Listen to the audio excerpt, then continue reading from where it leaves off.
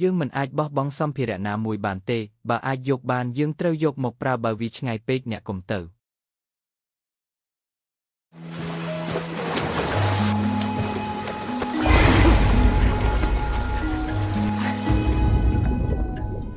នេះជាអ្វីហ្នឹងអ្នកឈួតហើយឬមានអ្វីមួយសំខាន់ជាងជីវិតរបស់អ្នកទៀតឬនៅទីនេះភាពល្ងងខ្លៅអាចធ្វើឲ្យយើងបាត់បង់ជីវិតទោះមានតែឱកាសរស់រានមានជីវិតបន្តិចបន្តួចក៏ត្រូវតែខំប្រឹងចាប់យកឱកាសនោះឲ្យអស់ពីសមត្ថភាពឆាប់បើកមើលទៅថាខាងក្នុងមានអ្វីគ្មានទឹកគ្មានអាហារស្ងួតទេមានតែគ្រាប់ពូជមួយចំនួនប៉ុណ្ណោះឥឡូវនេះសូម្បីតែការរស់នៅប្រចាំថ្ងៃក៏ពិបាកផងទោះមានគ្រាប់ពូជក៏ដោយបើយើងគ្មានទឹកសាបនិងដីសមស្របតើយើងត្រូវរងចាំដល់ពេលណាទើបវាលូតលាស់ហើយអាចផ្ដល់អាហារឲ្យយើងបានបើយើងអាចដាំវាបានយើងក៏មិនចាំបាច់ពឹងលើសំណាងដើម្បីរកអាហារជារៀងរាល់ថ្ងៃទៀតទេយ៉ាងណាក៏ដោយយើងត្រូវរក្សាគ្រាប់ពូជទាំងនេះឲ្យបានល្អសិនកុំឲ្យវាសាមជាដាច់ខាតអ្នកមិនអីទេខ្ញុំនឹងយកបង់រុំមករុំរបួសឲ្យមិនបាច់ទេរបួសតិចតួចប៉ុណ្ណោះមិនអីទេយ៉ាងហោចណាស់ឲ្យខ្ញុំជួយសម្អាតនិងរុំឲ្យសិនយើងទៅជិតដល់ជំរុំហើយយប់នេះយើងញ៉ាំនំអាហារបង្ហាប់បន្តិចសិនទៅថ្ងៃស្អែកយើងទៅរកអាហារបន្ថែមថ្ងៃស្អែកយើងយកគ្រាប់ពូជមួយចំនួនទៅដាំសិនមើលថាតើអាចដុះជាដំណាំបានឬអត់នេះជាសត្វអ្វីហ្នឹងគួរឲ្យខ្លាចណាស់នេះគឺជាជីងចក់យ៉ាកូម៉ូដូប្រហែលវាត្រូវបានក្លិនឈាមនៅលើខ្លួនខ្ញុំតាក់ទាញមកខ្ញុំធ្លាប់ឃើញវាតាមទូរទស្សន៍ប៉ុន្តែមិននឹកស្មានថានៅជីវិតពិតវាធំបែបនេះទេមិញនេះគ្រោះថ្នាក់ខ្លាំងណាស់ទឹកមាត់របស់ជីងចក់កូម៉ូដូមានបាក់តេរីជាច្រើនបើយើងត្រូវវាខាំរបួសអាចឆ្លងមេរោគហើយវាអាចមានគ្រោះថ្នាក់ដល់ជីវិតឥឡូវយើងធ្វើម៉េចទីនេះក៏មិនមានសុវត្ថិភាពដែរមិញនេះខ្ញុំមិនបានចិត្តណាអប់អ្នកបែបនោះទេមិនអីទេខ្ញុំយល់មិញនេះខ្ញុំក៏ភ័យដែរចុះថ្ងៃស្អែកយើងធ្វើអន្ទាក់មើល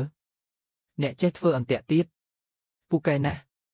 មុននេះអ្នកពិតជាចូលចិត្តមើលវីដេអូរស់រានមានជីវិតក្នុងព្រៃមែនទេពីមុនការងាររបស់ខ្ញុំពិបាកពេកខ្ញុំតែងតែស្រមៃថាថ្ងៃណាមួយនឹងអាចចាក់ចេញពីទីក្រុងបានឥឡូវនេះខ្ញុំបានចាក់ចេញមែនទែនហើយបែរជាចាប់ផ្ដើមនៅផ្ទះទៅវិញអូមិនដឹងថាពេលណាទើបយើងអាចត្រឡប់ទៅវិញទេខ្ញុំចង់ញ៉ាំសាច់អាំងណាស់មិញនេះខ្ញុំភ័យដល់ថ្នាក់បាតដៃញើសជោគខ្ញុំទៅលាងដៃសិនចេញឡុងឆាប់មកមើលទីនេះមើលទៅដូចជាប្រភពទឹករបស់ពួកវាតើនេះជាតំបន់របស់ពួកវាមែនទេយកអីវ៉ាន់និងទូកសង្គ្រោះមកជាមួយហើយយើងទៅខាងក្រៅងឹតខ្លាំងហើយពេលនេះវាកាន់តែគ្រោះថ្នាក់នេះជាប្រភពទឹករបស់ពួកវាបើយើងនៅទីនេះយប់នេះយើងនឹងក្លាយជាចំណីរបស់វាឆាប់ចេញទៅតើរុក្ខជាតិទាំងនេះអាចរស់នៅក្នុងខ្សាច់បានទេតំបន់ក្បែរខ្សែឆ្នេរខាងនោះប្រហែលមានដីមានជីធម្មជាតិទៅមើលសិនពិតមែនមានដីមានជីយើងសម្អាតកន្លែងនេះធ្វើជាដីទំនេរមួយកន្លែងសិនឆាប់ដុះធំឡើងណាការដែលយើងអាចរស់បានឬអត់គឺពឹងលើពួកអ្នកហើយគ្រាប់ពូជត្រូវការពេលមួយរយៈទើបអាចដុះពន្លកបានមុនពេលនោះដល់ពេលបង្ហាញជំនាញពិតប្រាកដរបស់ខ្ញុំហើយយប់នេះយើងអាចញ៉ាំអាហារសមុទ្រធំមួយពេលបានទេ是时候展示真正的技术了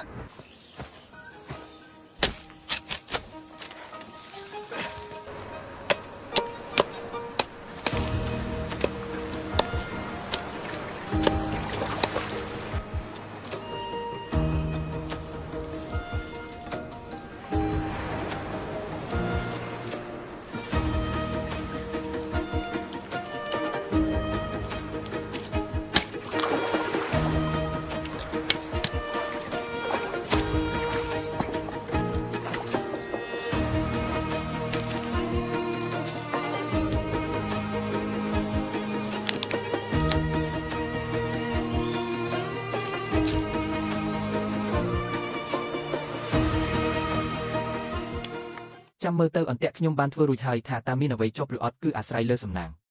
បើមិនបានខ្ញុំនឹងរកវិធីផ្សេងឲ្យអ្នកយ៉ាងហោចណាស់ក៏ជាអាហារសមុទ្រដែរខ្ញុំរំពឹងខ្លាំងណាស់លើអន្ទាក់របស់អ្នកកុំធ្វើឲ្យខ្ញុំខកចិត្តណា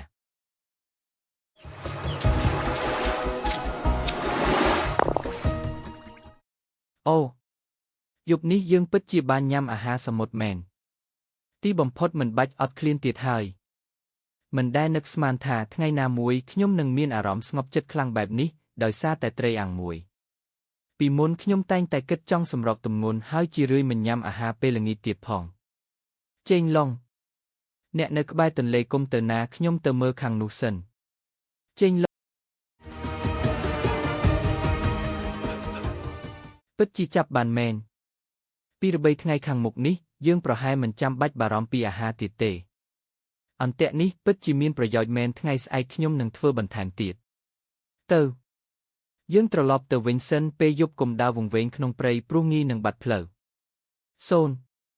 ត្រីនេះក្លិនឈ្ងុយណាស់នេះជាត្រីដែលឆ្ងាញ់បំផុតដែលខ្ញុំធ្លាប់ញ៉ាំក្នុងជីវិតខ្ញុំក៏គិតដូចគ្នាប្រូតេអ៊ីនរបស់វាខ្ពស់ជាងសាច់គោដល់ទៅ6 ដងអ្នកកំ pl ែងមែនមើលវីដេអូរស់រានមានជីវិតក្នុងព្រៃច្រើនពេកហើយមែនទេអ្វីក៏ថាប្រូតេអ៊ីនខ្ពស់ជាងសាច់គោទាំងអស់មានកប៉ាល់យើងមានសង្ឃឹមហើយជួយផងនៅទីនេះមានមនុស្សឆាប់មកជួយពួកយើង